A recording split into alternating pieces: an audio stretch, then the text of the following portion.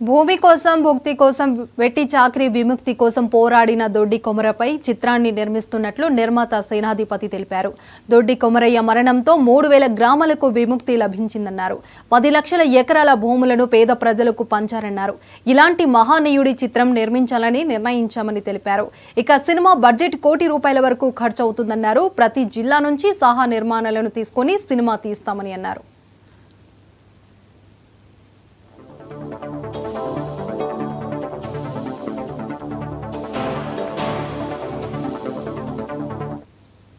నమస్కారం.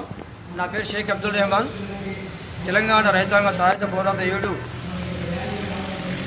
కామ్రేడ్ దొడ్డి కొమరయ్య గారి చిత్ర నిర్మాణాల భాగంగా ఖమ్మం జిల్లా నుంచి నేను ఈ యొక్క చిత్ర నిర్మాణానికి చైర్మన్గా ఉన్నాను. నా పేరు షేక్ అబ్దుల్ రెహమాన్. ఈరోజు ఖమ్మం నగరంలో పెద్ద ఎత్తున జిల్లా ప్రజాపరిషత్ వేదికగా ఖమ్మం జిల్లాలోని అన్ని రంగాల ప్రముఖులతోటి ఆత్మీయ సన్నాహక సభ దొడ్డి కొమరయ్య గారి జీవిత చరిత్రపై నిర్మాణాల భాగంగా ఈరోజు ఏర్పాటు చేశాము. ఇక్కడ వచ్చినటువంటి ఈ కార్యక్రమంలో అందరూ కూడా మంచి సంకల్పంతో పాల్గొన్నారు. రాబోయే రోజుల్లో మహనీయుల చరిత్రతోటి ఈ కార్యక్రమాలను మేము చేయబోతున్నాము. నమస్కారం అండి. ఈరోజు తెలంగాణ రైతాంగ సాయుధ పోరాట తొలియమునుడు దొడ్డి కొమరయ్య సినిమా నిర్మాణంలో భాగంగా ఖమ్మం జిల్లాలో అన్ని రంగాలను ప్రముఖులతో ఉన్న ఆత్మీయ సన్నాహక సమావేశం ఏర్పాటు చేయడం జరిగింది.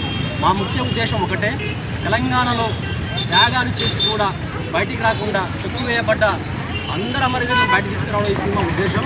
ఖచ్చితంగా మన దొడ్డి కొమరయ్య సినిమాలో చరిత్రలో కనుమరుగైపోయిన ప్రతి వీరుడు కూడా ఈ సినిమాలో మేము చూపించబోతున్నాం. ఈ సినిమా రాబోయే సంచలనం కాబోతుంది. మా ప్రయాణం కూడా చాలా అద్భుతంగా అన్ని జిల్లాలు కొనసాగుతుంది. ముఖ్యంగా తొలి సభ మనం ఖమ్మం నుంచే మొదలుపెట్టాము. ఖమ్మం అంటేనే పోరాటాల గడ్డ, ఖమ్మం అంటే తెలంగాణ ఉద్యమం మొదలైన గడ్డ కాబట్టి ఇక నుంచే మా సన్నాహక సభ సమావేశాలు, ఆత్మీయ సన్నాహక సభ సమావేశాలు ఇక్కడ నుంచి స్టార్ట్ చేశాము. రాబోయే తొందరలోనే మేము మళ్ళీ సహరీ భద్రత సమావేశం ఏర్పాటు చేయబోతాం తెలియజేసుకుంటూ ఈ అవకాశం ఇచ్చిన మీడియా మిత్రులకు నమస్కారం.